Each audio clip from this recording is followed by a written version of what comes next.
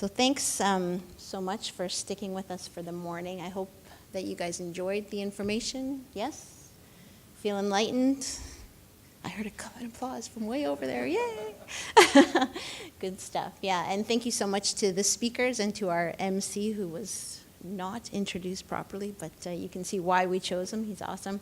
And for the board members that have been here, it's great that you shared your Saturday morning with us. So, I understand there was a little bit of angst last year about the change of the name from Spina Bifida and Hydrocephalus Association of Ontario to Hydrocephalus Canada. Pretty understandable, I think, after a 40-year history of focus in a small, well, it's a large province, but obviously much smaller than the entire country, and to bring the focus of the organization to something that was a little bit unfamiliar for some.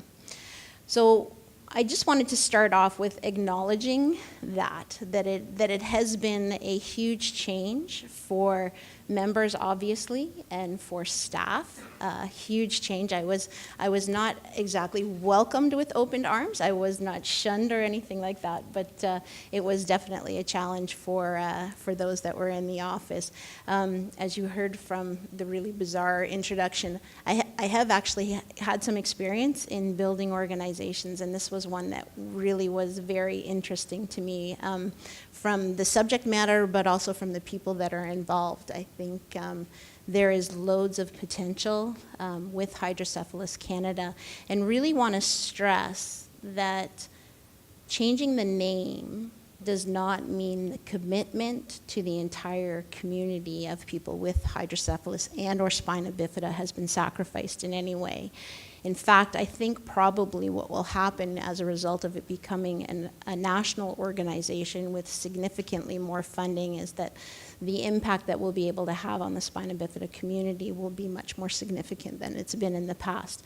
No promises, but that is absolutely the intent of me personally, and certainly of the board as well. So we will figure out how that follows through, and I think, we've seen lots of that commitment already. If you take a look at the website next week, the new one, you'll see that there's a huge focus on spina bifida, but that as we move forward, as Hydrocephalus Canada, we'll try to balance the two. So I just wanted to share with you some of the marketing, the messaging that's associated with Hydrocephalus Canada, so the new organization, and that is to establish a national environment to create awareness, opportunity, noise that will be able to help protect, support, and enhance the lives of people living with hydrocephalus and spina bifida, so those of you who are in the room. And as I was starting to learn what was happening with the organization, there were lots of questions that went through my mind, and they've actually become themes for us. So what if we could protect our brains from drowning? What if we could do something about hydrocephalus? What if we could reverse dementia, as Dr. Hamilton was talking about? What if we could prevent neural tube defects? What if we could support our communities, all of them that are associated with these two conditions? What if we could prevent and cure hydrocephalus? And what if we could simply do more? And I think that's really the thrust of what we're trying to do as Hydrocephalus Canada, is to do more, to continue doing all the wonderful things that have been done so far, but to expand that even more. So our position now is to initiate, facilitate, and collaborate on 4 areas of interest, and those are awareness, education, support, and research. And you'll see those come up multiple times in the next couple of minutes. And to do that for initiatives that help those that are impacted by the conditions. And as Paige was saying, as Dr. Church was saying, not only to survive, but to actually thrive.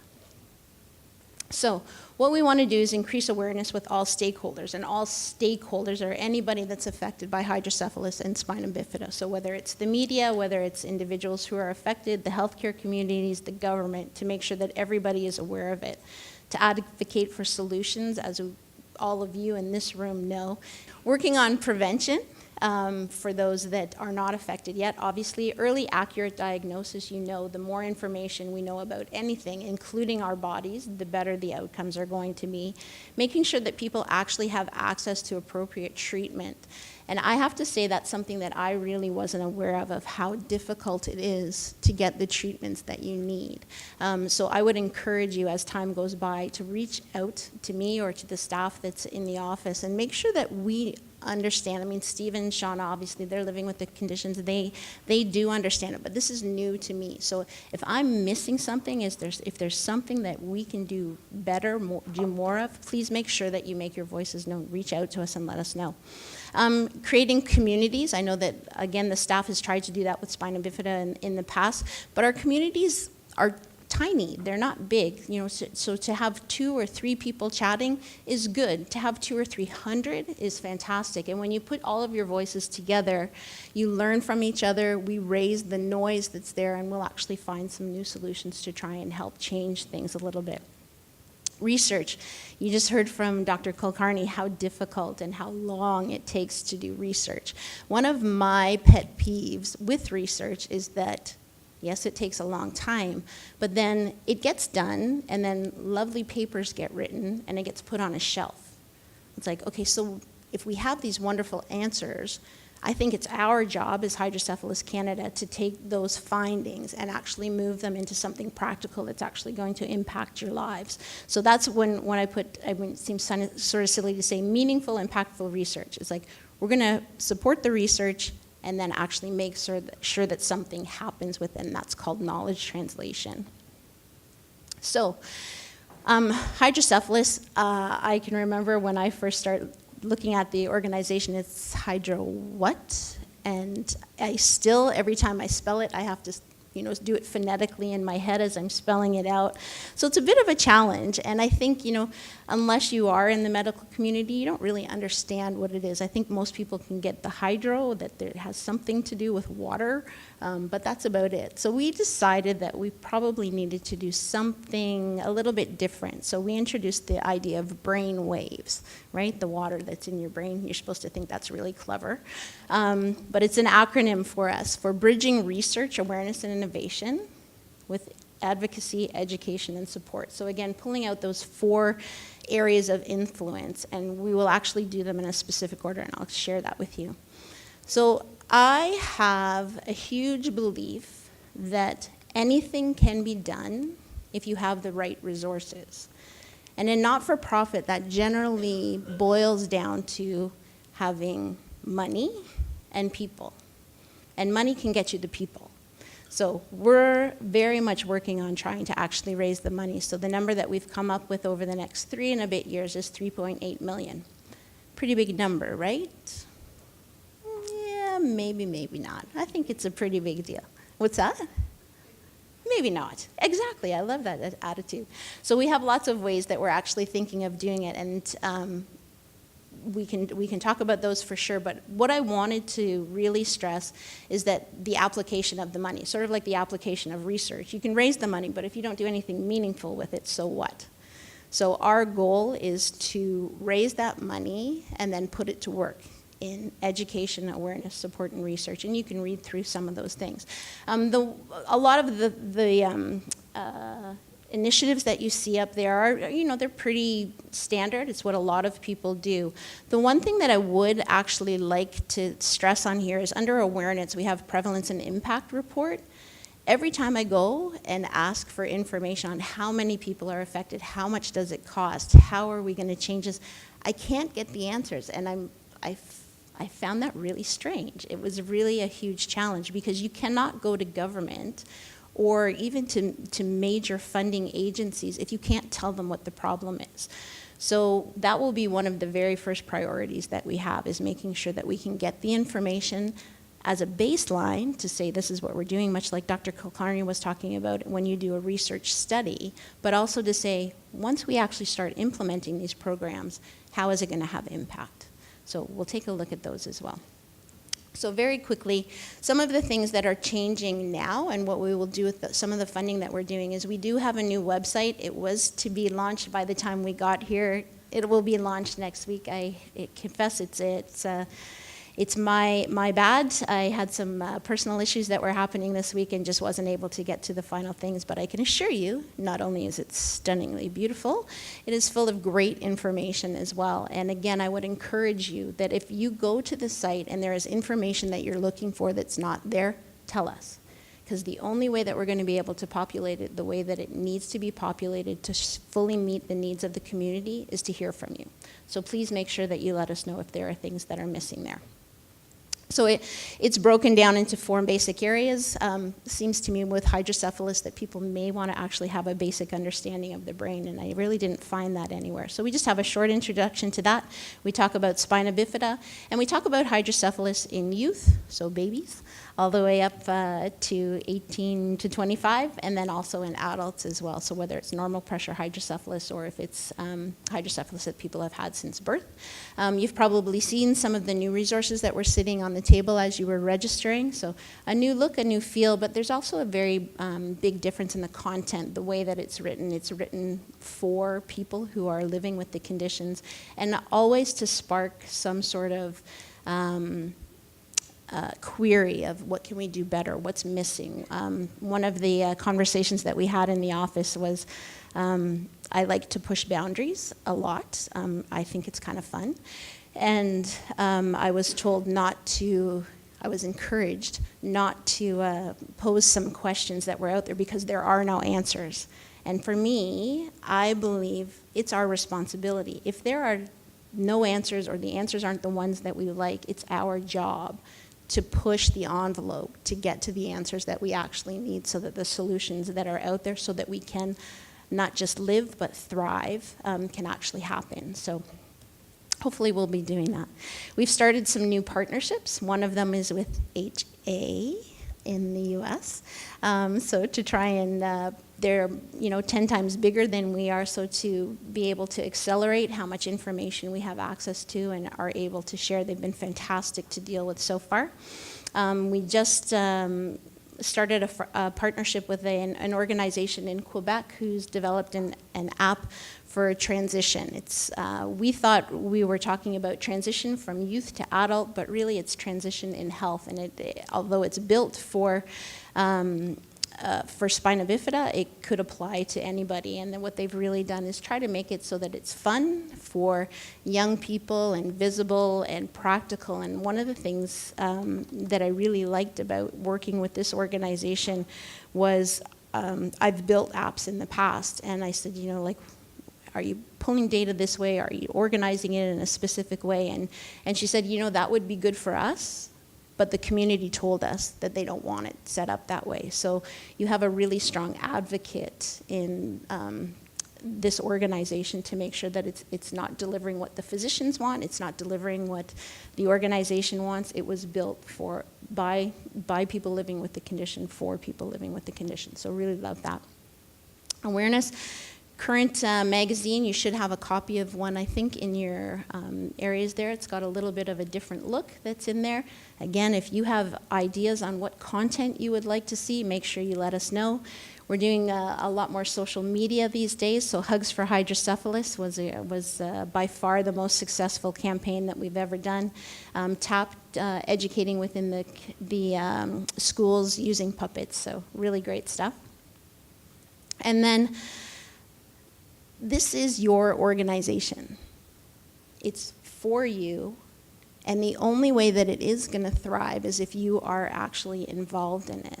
So please, if you're not already involved, which I think you are because you're here, get involved and stay involved with us. Volunteer, whether you volunteer in the office, whether you volunteer to do a backyard barbecue, whether you volunteer to do an online session, to do your questions, to pull things into us. Volunteer, that's how things work. If you have ideas, share them with us and donate. We are a charity. If we are going to survive and thrive, we need money to get those resources. So whether you donate or you ask other people to do it, talk about the organization, talk about the fact that it's a charity, and ask people to support it. We've done lots of wonderful things with the SWERS and the golf tournament and all those sort of things. They're fantastic. Last 3 slides, I promise, and then lunch is here. So just wanted to thank the sponsors, or some of them anyways, that we've had over the past. I'm sure that most of you are familiar with the ones that are here. Thank you to our staff. You met them, Steve, Shauna, and Helen. I'm not sure where they're. Okay, she's getting your dinner or your lunch. Fantastic. And you can see Ken in the corner there, because Ken was with the organization for such a long time. He sort of introduced me to what was going on. But these three people, and I like to think I'm part of the club now too, are the lifeblood of the organization. We have volunteers, even our board that comes in and out, but these are the people who are there every day, listening to you, supporting you, building the programs that you need. So if we can just take 2 seconds to give them a...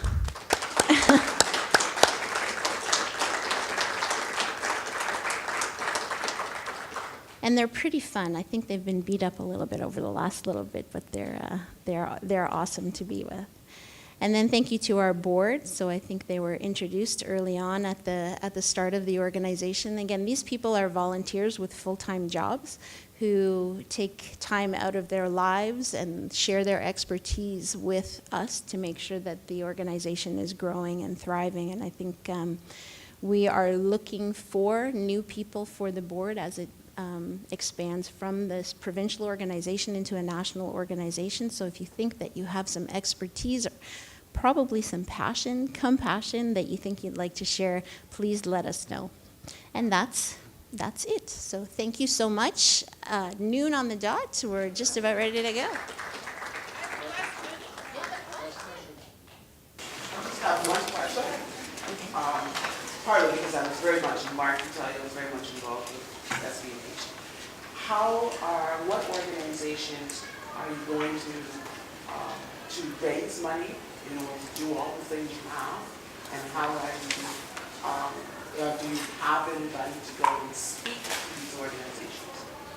Okay, so the question was, who or how are we going to raise the money, and do we have someone to speak to those people? So we have a list of, I think, 400 foundations to go to. We will go through them and vet them and find out which ones are an actual fit. You can send out oodles and oodles of applications, but if they're not to the right organization for the right cause, they don't work. So that's one of the things that I've done in the past is being able to actually vet that. We are actually going to individuals as well to ask them for their support in the funding, and we use something called I Am Linked, which really matches people with the interest they have, their motivation, their ability to give. So we are working through that, and if you want specifics, we can certainly share the specifics with you. The fundraising will continue, and then through government, maybe, service clubs as well. But in terms of, do we have someone to speak to them? Yeah. We have our board members. Hopefully we have people within the organization who are also interested in bringing names forward to try and help us with that. Generally what happens in a fundraising effort is hopefully there's at least 3 people that go and make the ask of someone, and it really starts with a conversation to say, are you interested? I'm excited about this, I'm interested in it, would you like to hear? If they say yes, that's step 1. Step 2 is to actually go and have a conversation and find out if their interests and what we're trying to do are a match. I'm not big on saying, hey, we're a charity, give us money, it's a good idea, and trust us, we'll do good stuff with it. It really needs to be a two-way street. So we'll work on doing things that way, and then actually making the ask. And there are 7 types of donors who have different motivations. So again, we'll discover that in the conversations that we have with them, and make sure that it's a match for everybody. Because we don't want to ask people just once and say, give us the money. We want them to become engaged and involved and passionate about the organization the way that we are. Okay? The question about the new website. Yep. So if somebody comes in spina bifida, is it going to link them to this website, or what's going to happen? So if they put in the old email address, and I think there's actually 3 now, it will redirect to the new website, which is mybrainwaves.ca. So when they put in the old URL, it's not going to go to that website, it'll go to the new site, but people will be able to find it, absolutely. So what if they were searching for the spina bifida? Is that going to pop up, or? Well, for sure, those are search engines, right? So it, like, even if you put in spina bifida right now, it doesn't necessarily direct right to the existing website. So part of our job and part of the money that we'll be spending is making sure that we come up number one or close to number one in those searches. Sometimes you can't control it, but yeah, absolutely, there's a concerted effort to make sure that we are found for hydrocephalus and for spina bifida. Maybe just a follow-up question on the who's available to speak to potential donors. Catherine, you covered the broad spectrum around how we're going to be focusing on raising funds. I'm not sure it stood out to everyone that we're also going to be approaching corporations who have some of those bigger pockets, who would like to contribute to the community on a national level. I think that's really important. So to anyone here or who will be watching online as some of these items are posted, Catherine, who should we be reaching out to if we have a potential donor, big or small, but we like your voice as part of the conversation, and what is the best way to collaborate? Yeah, perfect question, and thank you. I'm sort of like squirrel and get distracted with with things. So in general, there's a few ways to answer that, I think, really. If you have a contact within the organization, whether it's a board member or a staff member, and you're comfortable with them, go to them first, right? That's where your connection is already. So go to the people that you're familiar with. If you don't know anyone within the organization, come to me. I was trying to explain this to someone before, is I don't love fundraising, but I love what fundraising can do. The reality is the money is what makes the transformation. So I am totally comfortable speaking to anybody and love this organization and love the potential the organization has. So the answer is speak to somebody you know. If you don't know somebody, please reach out to me or the office in general. But I will take your email. I don't sleep a lot, so you can email me, you can call me, you can text me, you can do whatever, and I will gladly take your call. As a mom to two boys with spina bifida but not hydrocephalus, when we have one of our charity events, what sort of promotional materials will we have that mention spina bifida? So most of the things that we have do still have hydrocephalus and spina bifida on them. If you're doing an event on your own and you want the support of the organization, you can let us know, and we can do the do-it-yourself marketing things that are in there. We will promote it on the site as if the money is to be directed only to spina bifida, then we'll make sure that That's not the issue. The issue is most of our friends saying no, thank you. because they see hydrocephalus. Yeah.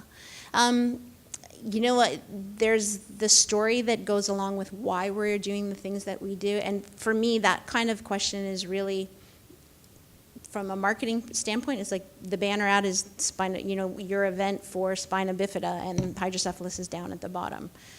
So I think that's actually an easy thing to fix, but we can talk about it a little bit more if you like. Are you comfortable with still raising funds for Hydrocephalus Canada? We were in 2017, and we got a lot of backlash from close friends in the community who were really offended by it. By the name change? Yeah. Yeah, and again, understandable that because it's something that's new and unfamiliar, but And these are people whose children have hydrocephalus. Our children don't have hydrocephalus, Right. so that was a bit of a shock to us. yeah, and I think, again, that there's some marketing that needs to stand behind the changes that need to happen, and I think you'll see that soon. We've had this transition period where it's been a little bit awkward and people haven't really understood everything that's going to happen, including the organization itself. How was this transition actually going to happen? Because I think we sort of said, we're going to be Hydrocephalus Canada, here's a new logo, this is what we are, without the full plan underneath it. There are loads of things that are bubbling underneath, and I think that will be clear. So again, you have the commitment of the board and you have the commitment of me that the spina bifida community will absolutely be respected and cared for the way that it has been in the past. But if we need to change the marketing so that that's easier for you to support your community, then we're all over that, but we need to hear that. Change the mind. All right. Trust. Thank you.